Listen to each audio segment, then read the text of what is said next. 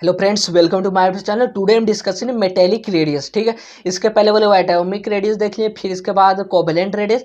अब देखिए metallic radius देखते हैं। ठीक है, अब देखिए मेटेलिक रेडियस क्या होता है, यहाँ से नाम ही से लॉजिक पकड़िए। क्या मेटेलिक रेडियस मतलब मेटल होना चाहिए। ठीक है, जस्ट अब देखिए यहाँ से मेटेलिक रेडियस में क्या होता है कि जैसे मेटल होना चाहिए, इसका मतलब यह है कि या मेटल के साथ क्या करेगा, या बॉन्ड बनाएगा। ठीक है, बॉन्ड तो नहीं बनाता है बट मेटल के साथ रहेगा। ठीक है, तो यह क्या होगा, विथ मेटल। क्या होगा, विथ मेटल के साथ रहेगा। अब देखिए मेटल क्या है, इसका मेटल इसका निकालने के लिए देखिए इस तरह से इसका शेप रहता है और फिर अनदर इस तरह से कोई शेप रहता है और इसी के बीच में क्या बनता है मेरा मेटल। मेटल दोनों तो मेटल ही है, विथ मेटल के साथ मेटेलिक रेडियस मेरा बनता है। ठीक है, तो यहाँ दोनों मेटल है तो इसका भीड़ बीच का इसका कोवेलेंट रेडियस निकालने के लिए और मेटेलिक निकालने के लिए, कोवेलेंट बोल रहे बार बार, मेटेलिक है ना, मेटेलिक रेडियस पढ़ रहे हैं ना, तो मेटेलिक का रेडियस निकालने के लिए क्या करेंगे कि डी मेटल एंड मेटल। ठीक है, ये मेटल डी है, दोनों का मेटल मेटल बाई 2 कर दीजिए, इसका क्या निकल जाएगा, आर मेटेलिक रेडियस का। ठीक है, अब इस तरह से इसका इस शेप इस तरह से होता है कि क्रिस्टलाइन फॉर्म में होता है। जैसे कि समझिए इसका लॉजिक थोड़ा कि इस तरह से मेटल मेटल इस तरह से बॉन्ड या फॉर्मेशन करता है। ठीक है, या इस तरह से जब उस सॉलिड स्टेट में पढ़ेंगे तो इजीली से समझ में आ जाएगा। ठीक है, तो यह क्रिस्टलाइन फॉर्म में एक तरह से फॉर्मेट करता है। ठीक है, अब यहाँ से समझ इसका मेटल के साथ बॉन्ड बनता है। ठीक है, यहाँ हम रेडियस बता रहे हैं, सिर्फ ज़्यादा गहराई में नहीं जाएंगे। ठीक है, यहाँ से सिर्फ लॉजिक पकड़िए। अब देखिए मेटल रेडियस यहाँ मेटेलिक के साथ तो क्या बनेगा, सिर्फ मेटल के साथ रहेगा। ठीक है, जैसे कि मान लेते हैं सेकेंड पीरियड का एलिमेंट कौन कौन सा, लिथियम के लाई, बेरिलियम के बी, ब्रोन के बी, कार्बन सी, नाइट्रोजन के एन, ऑक्सीजन को, फ्लोरीन के आप। ठीक है, यहाँ तक अभी देखते हैं, नियोन अभी नहीं जाएंगे क्योंकि उसके लिए वंडरवाल रेडियस बताएंगे तो आपको इजीली समझ में आ जाएगा। अब यहाँ से पकड़िए कि यहाँ क्या ये भी मेटल है, मेटल है, मेटल है and this is non metal, non metal, non metal, non metal. Clear, how to identify metal non metal, इसके लिए प्लेलिस्ट में वीडियो है, वहां से आप देख सकते हैं। ठीक है, वो इजीली से हम बहुत पकड़ लीजिएगा, बहुत ईजी है ट्रिक। ठीक है, अब यहाँ से देखिए इसके तरह से हो गया। अभी इसका एटॉमिक रेडियस में हम क्या बताएं कि एटॉमिक रेडियस में आप क्या करिए कि डायरेक्टली राइट टू लेफ्ट जाइए एंड टॉप टू बटम जाइए, तो इसका एटॉमिक रेडियस क्या होगा, आपका इंक्रीज करेगा। ठीक है, तो यहाँ से देखिए इसका नीचे इधर से जाने पर, राइट टू लेफ्ट जाने पर एटॉमिक रेडियस इंक्रीज करेगा। और ऑब्वियस यहाँ से तो इसका ट्रिक से तो आप हम बता दिए, तो आप इसका लगा दिए लॉजिक। ठीक है, लेकिन यहाँ से इसका लॉजिक पकड़िए क्योंकि हम बता क्या रहे हैं, मेटेलिक रेडियस। अब कोवेलेंट रेडियस में भी हम लॉजिक बता चुके हैं। कोवेलेंट रेडियस में क्या हो रहा था कि दोनों का इस तरह से ओवरलैप करता है। ठीक है, ओवरलैप करता है, नहीं बॉन्ड वहां फॉर्मेशन करता, बॉन्ड बनाता है। ठीक है, लेकिन यहाँ मेटेलिक रेडियस में क्या हो रहा है कि इस तरह से इसका सिर्फ मेटल के दोनों एक दूसरे के अटैच रहता है। ठीक है, इसके अटैच नहीं रहता है, इस दोनों एक दूसरे का अटैच रहता है। अब यहाँ से इसका न्यूक्लियस है, इसका न्यूक्लियस और इसका न्यूक्लियस है, इसका न्यूक्लियस है। अब दोनों बताइए कि दोनों न्यूक्लियस का और इस दोनों न्यूक्लियस किसका ज्यादा डिस्टेंस होगा। अब बिजनेस बताइए, ऑब्वियस है कि इसका डिस्टेंस सबसे ज्यादा होगा।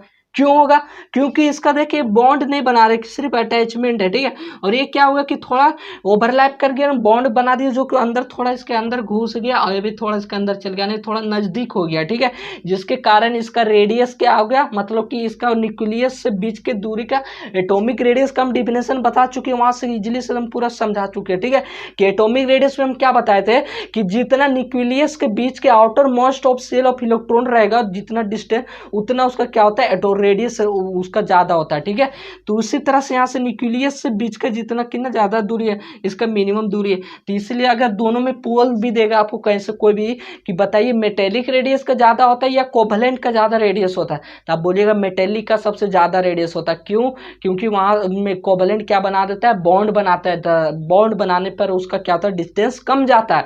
और इसमें क्या होता है कि मेटेलिक में बॉन्ड नहीं बनाता, सिर्फ अटैचमेंट रहता है जो क्रिस्टलाइन फॉर्म में रहता है, जिसके कारण इसका डिस्टेंस क्या होता है, ज्यादा होता है। ठीक है, तो यहाँ से आप देखिए पकड़िए, यहाँ मेटल है तब लॉजिक भी हम यहाँ बता दिए हैं, तो ये भी मेटल है, मेटल है, मेटल है, नॉन मेटल, नॉन मेटल है। और ऐसे भी राइट टू लेफ्ट जाने पर क्या होता है मेरा कि वो एटॉमिक रेडियस मेरा क्या करता है, इंक्रीज करता है।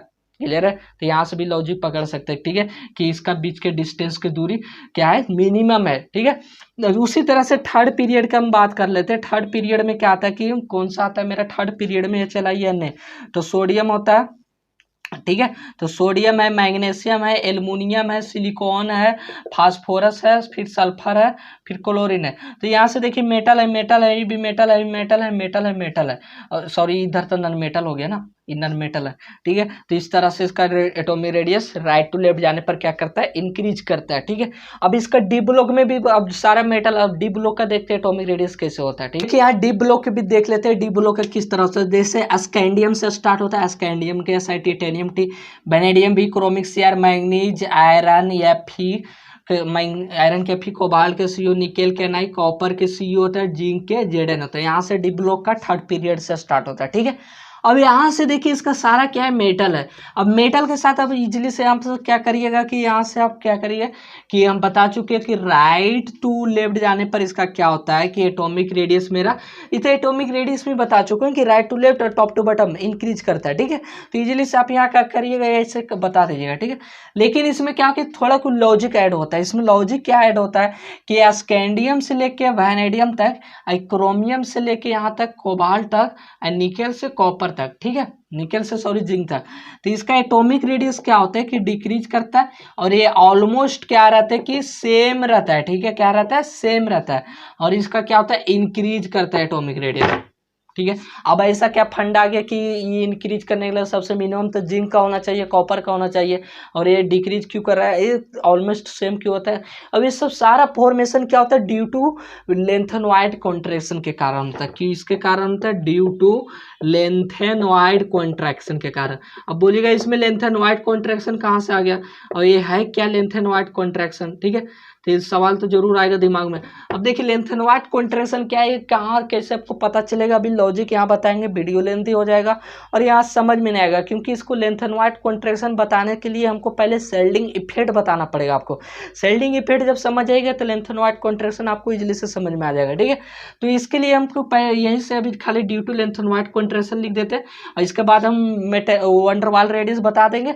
तो उसके बाद हम इसका क्या होता है, शेल्डिंग इफेक्ट हम बता देंगे। ठीक है। तो वहाँ से लेंथेनॉइड कॉन्ट्रैक्शन क्या होता है, क्यों लिख रहे थे ड्यू टू, तो वहां से आपको क्लियर हो जाएगा। ठीक है। टेंशन की कोई बात नहीं। अब देखिए यहाँ से स्कैंडियम से वैनेडियम है। अब यहाँ से सिंपली आप क्या करिए कि यहाँ से एस का इस तरह से लिखिए, फिर टिटेनियम लिखिए, फिर वैनेडियम लिखिए, फिर क्रोमियम लिखिए, फिर मैग्नीज लिखिए, फिर आयरन लिखिए, फिर इसका क्या लिखे।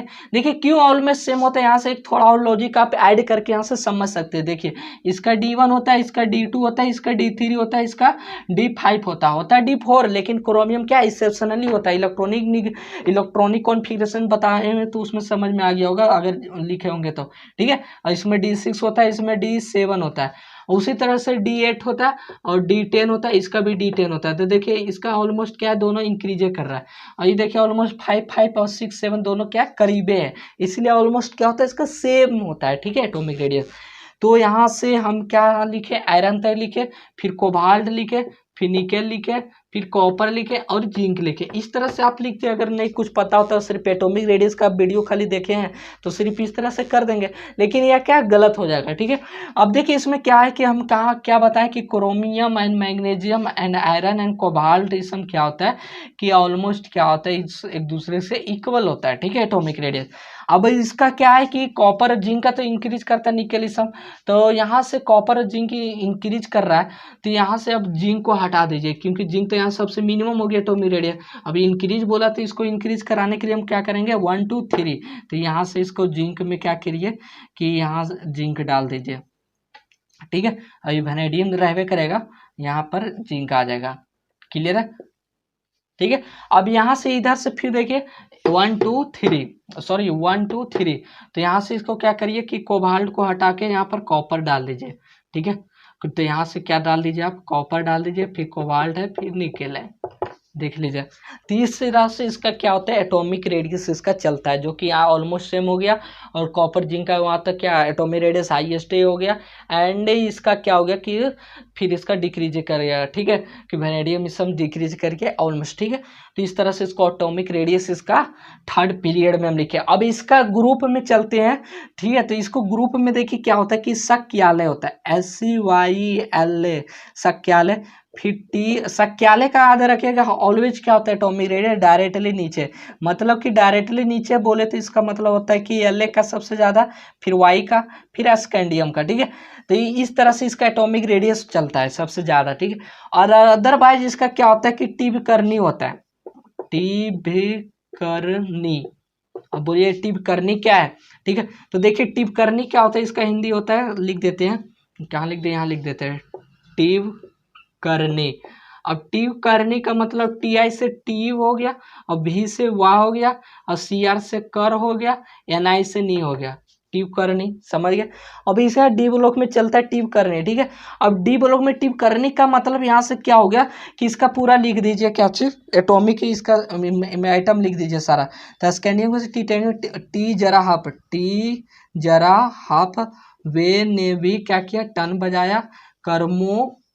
अब निकेल का क्या हो गया यहाँ से, FeCO Ni RuRHPdOSIRPT, मतलब कि क्या पता है कि फेको निकल का गोलाट रूर है पंडित होशियार, ऐसे बताया, ठीक है। तो इसका निकल का यहाँ से ग्रुप क्या चल रहा है मेरा, निकल PD एंड PT, ठीक है। मतलब इस तरह से हो गया। अब यहाँ से इसमें क्या होता है कि इसका एटॉमिक रेडियस कुछ नहीं होता है, एटॉमिक रेडियस सिंपली आप क्या करिए 3, 2, 1। अब 3, 2, 1 है क्या, तो 1, 2, 3 है, ठीक है। तो यहाँ से बोलिए कि इसको भी अटैचमेंट कर लीजिए। तो इसमें क्या है, इसको अलग क्यों किया दीदी, अलग इसलिए किए कि इसका क्या होता है कि ये दोनों ऑलमोस्ट थोड़ा इक्वल होता है। अभी यहाँ से फिर क्यों दिमाग में अब आ गया यार ऑलमोस्ट इक्वल होने लगा। अब देखिए ये दोनों इक्वल होता है किसके कारण, due to lanthanide contraction. वहाँ जब भी आपको हम शेल्डिंग इफेक्ट बताएंगे तो लेंथ एंड वाइड कॉन्ट्रैक्शन से वहाँ से आपको इजिली हो जाएगा, ठीक है। तो यहाँ से इसका दोनों इक्वल ही होता है एटॉमिक रेडियस, क्यों किसके कारण, ड्यू टू लेंथेनॉइड कॉन्ट्रैक्शन, ठीक है, लेंथेनॉइड कॉन्ट्रैक्शन। अब ड्यू टू लेंथेनॉइड कॉन्ट्रैक्शन इसका ऑलमोस्ट रेडियस इक्वल होता है। इसका मतलब देखिए समझिए क्या होता है इसका कि HF का इक्वल होता है अप्रोक्सीमेटली, ठीक है, ऊपर लिख दिए, और फिर जरा, और फिर टिटेनियम, इस तरह से होता है। उसका भी इसी तरह चलता है, T और फिर जरा और फिर NB एंड V, ठीक है। तो मतलब कि यहाँ से आप समझिए कि टिप करने का है तो सिंपल 3, 2, 1 करिए, मतलब कि थोड़ा इक्वली कर दीजिएगा, ठीक है।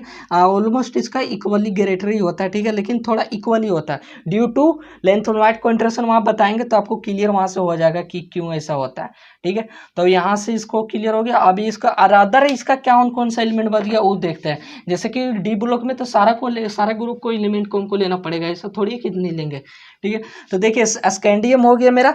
अब यहाँ से स्कैंडियम हो गया, टिटेनियम, वेनेडियम, क्रोमियम, अब मैग्नीज बच गया।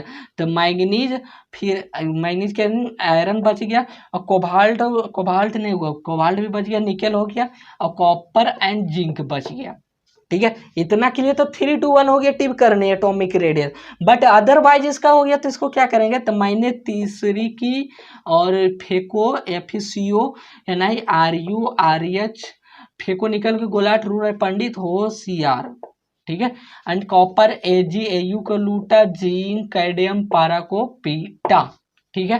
तो इस तरह से हो गया। अब यहाँ से इसका देखिए इसका एटॉमिक रेडियस आपको बताना तो 1, 2, 3, इसका मतलब यह हो गया कि 3, 1, 2, ठीक है।